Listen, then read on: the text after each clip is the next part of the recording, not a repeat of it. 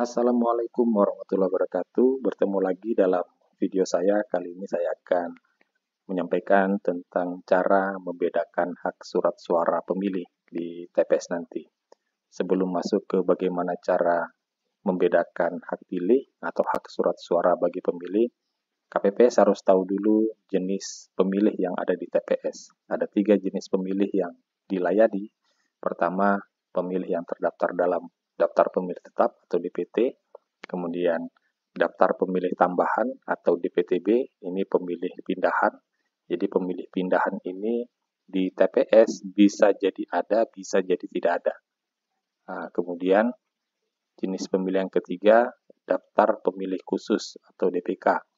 Ini pemilih yang namanya tidak terdaftar di dalam DPT maupun DPTB, tapi dia memiliki hak pilih dibuktikan dengan identitas setempat atau KTP elektronik atau surat keterangan dari Capil dan sesuai dengan alamat di TPS yang dimaksud. DPK ini juga di TPS bisa jadi ada, bisa jadi tidak ada.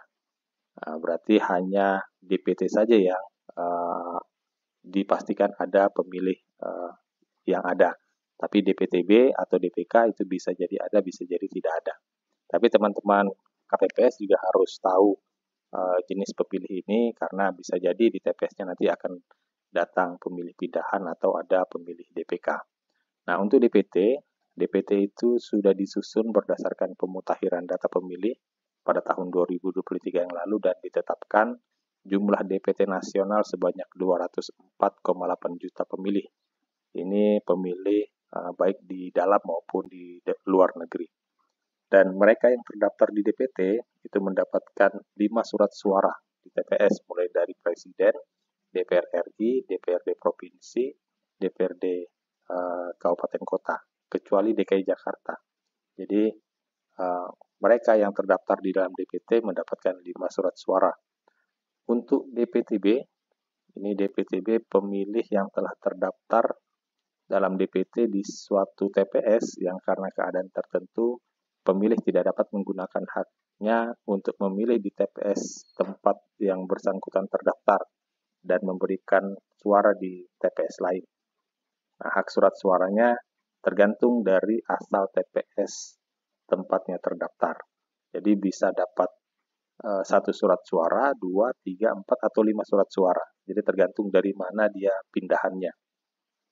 Nah, untuk DPK ini yang pemilih yang memiliki identitas kependudukan, KTP elektronik atau suket, tetapi belum terdaftar di dalam DPT dan DPTB.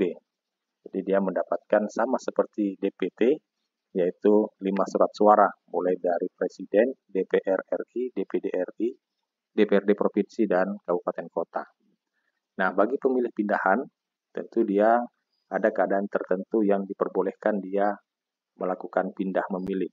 Yang pertama, menjalankan tugas di tempat lain pada saat hari pemungutan suara, kemudian menjalani rawat inap di fasilitas pelayanan kesehatan, termasuk keluarga yang mendampinginya. Jadi bisa dibuatkan surat keterangan pindah memilih. Kemudian penyandang disabilitas yang menjalani perawatan di panti sosial atau panti rehabilitasi, kemudian menjalani rehabilitasi narkoba, menjadi tahanan, kemudian tugas belajar atau menempuh pendidikan menengah atau tinggi, kemudian pindah domisili, tertimpa bencana alam, bekerja di luar domisilinya, dan keadaan tertentu di luar dari ketentuan di atas sesuai dengan peraturan perundang-undangan. Dan ini dapat diurus di kabupaten atau PPS masing-masing kelurahan desa. Batas waktu terakhirnya adalah tanggal 7 Februari hari ini. Untuk kondisi nomor 1, 2, 3, dan 4. Kemudian bagaimana cara membedakan jumlah hak pemilih pindah? Pertama, petugas KPPS dapat melihat jumlah hak yang tertulis di dalam surat pindah memilih yang dibawa pemilih. Jadi surat pindah memilih ini di dalamnya sudah ada tanda atau keterangan, ada tanda centang. Ketika dia misalkan hanya mendapatkan surat suara presiden, berarti hanya surat suara presiden yang dicentang. Kalau 2 dan seterusnya sampai 5.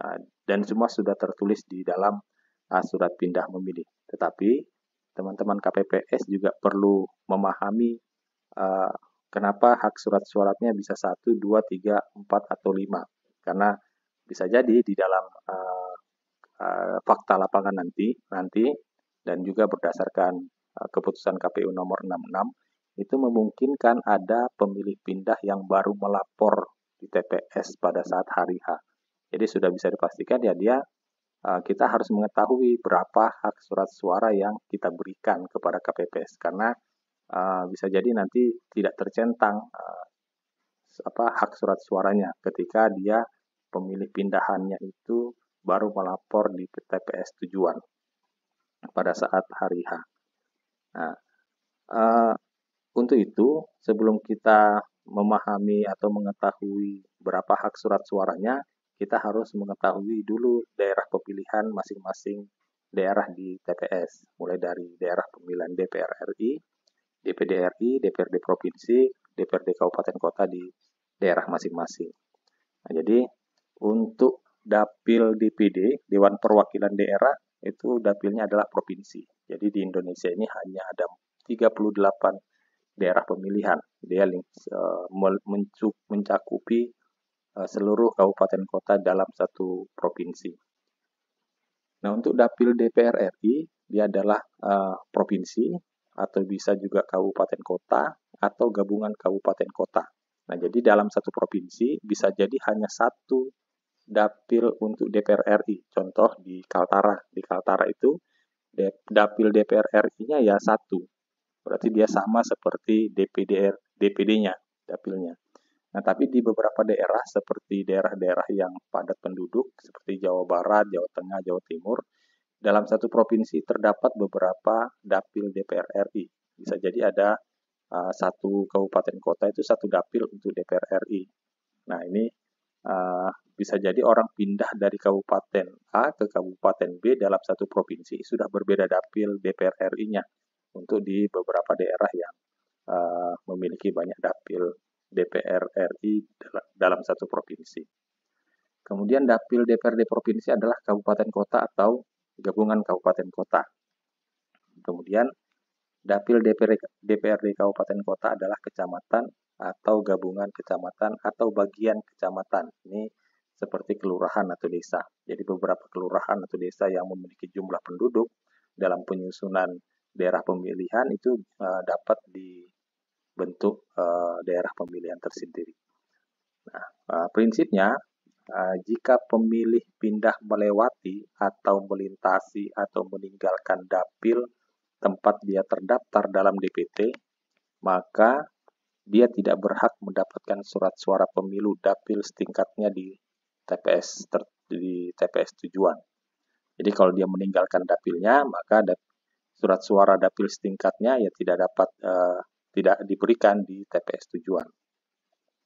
Nah, kecuali dalam keputusan KPU 66 jika diikuti dengan perubahan KTP, maka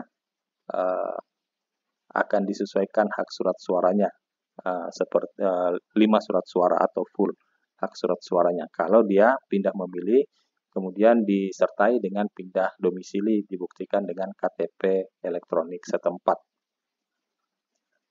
Nah, untuk dapil mulai dari DPR, DPRD provinsi, dan kabupaten kota itu sudah ditetapkan oleh KPU RI dalam peraturan KPU nomor 6 tahun 2023. Nanti silakan kalau mau dibaca, di-download di link deskripsi, di situ dia jelas disebutkan dapil DPR RI di Jabar misalkan itu ada berapa, meliputi apa saja, dan daerah-daerah lain. Nah, untuk jumlah hak surat suara, untuk lebih memudahkan memahami, jadi jika dapil DPD-nya dilintasi, berarti kan keluar provinsi, maka pemilih tidak mendapatkan surat suara DPD di TPS tujuan karena dia sudah melintasi provinsi, melintasi dapil DPD-nya. Berarti kalau sudah lewat melintasi provinsi, maka dapil untuk DPR, DPRD provinsi dan kabupaten kotanya juga akan terlintasi. akan ditinggalkan. Maka kalau kasusnya seperti ini, dia hanya mendapatkan satu surat suara, yaitu presiden dan wakil presiden. Ini kalau dia keluar provinsi, pindah memilihnya. Terus bagaimana kalau jika dapil DPR-nya dilintasi, tapi masih dalam satu provinsi? Maka pemilih diberikan surat suara DPD, karena DPD-nya masih dalam satu dapil, satu provinsi, tapi tidak diberikan surat suara DPR, DPRD provinsi, dan DPRD kabupaten kota. Berarti dia hanya mendapatkan 2 surat suara, yaitu presiden dan wakil presiden dan DPD. Nah, DPR RI-nya tidak diberikan karena sudah lintas dapil. Apalagi DPRD provinsi dan kabupaten kotanya, dapilnya pasti juga akan terlintasi. Kemudian, jika dapil DPRD provinsi dilewati, tapi masih dalam satu provinsi dan masih dalam dapil DPR, maka pemilih mendapatkan surat suara DPD dan DPR RI. Tapi pemilih tidak diberikan DPRD provinsi dan kabupaten kota, karena dapil DPRD provinsinya dilewati. Kalau sudah provinsinya dilewati, berarti dapil DPRD provinsi dilewati, maka DPRD kabupatennya juga akan terlintasi. Nah, dia mendapatkan 3 surat suara, yaitu presiden dan wakil presiden, DPR, dan DPD. Kemudian untuk jika dapil DPRD kabupaten kota dilewati dalam satu provinsi masih, kemudian dapil DPR RI dan DPRD provinsi masih sama, maka pemilih mendapatkan surat suara DPD, DPR, dan DPRD provinsi. Sedangkan pemilih tidak diberikan surat suara untuk DPRD kabupaten kota. Jadi dia mendapatkan 4 surat suara, mulai dari presiden, DPR, DPD, dan DPRD provinsi. Kemudian, jika dapil DPRD kabupaten kotanya tidak dilewati, maka pemilih berhak mendapatkan 5 surat suara. Jadi ini misalkan dia hanya pindah lintas kelurahan desa yang masih dalam satu dapil DPRD kabupaten, maka dia mendapatkan 5 surat suara. Nah, untuk lebih memudahkan memahami lagi, kita urutkan besaran cakupan dapil. Dapil yang paling besar adalah DPD, karena dia satu lingkup mencakup meliputi seluruh kabupaten kota di dalam satu provinsi. Kemudian yang terbesar kedua adalah DPR RI, karena dia bisa dalam satu provinsi bisa beberapa dapil.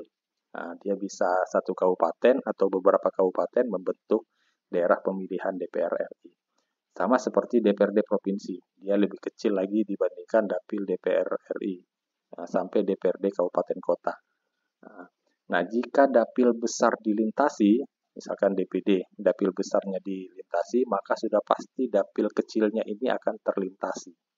Berarti dia tidak berhak lagi di DPR, DPRD provinsi, dan kabupaten kota.